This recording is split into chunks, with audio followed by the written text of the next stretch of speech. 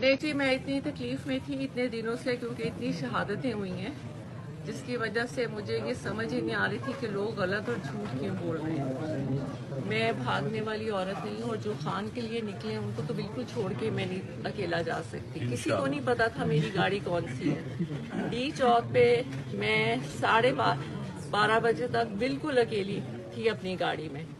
उसके बाद बहुत सी गाड़ियां जो आई थी वो उसके बाद आई थी, क्योंकि वो डी चौक जबरदस्ती खाली करा रहे थे जी तो बिल्कुल। बीबी वहां से नहीं हटी थी, क्योंकि खान ने नहीं कहा था कि हटना है। मैंने सबको कहा था कि मुझे अकेले नहीं छोड़ना, लेकिन सबने मुझे अकेले छोड़ दिया था और मैं वहां बिल्कुल अकेली थी। ये सिर्फ मैंने आपको बताना है कि बीबी वहां अकेली थी और सब छोड़ के जा चुके थे।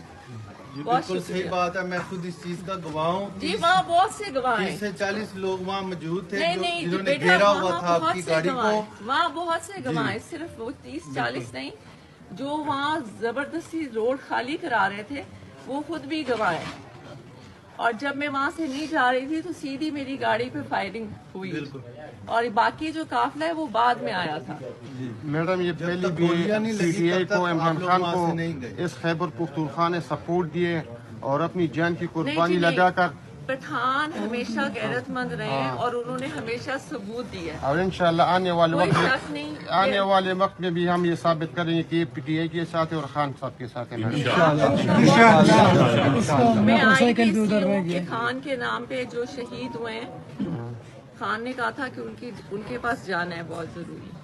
Thank you madam. चलें जी। मैडम, मैं शरफ शरीफ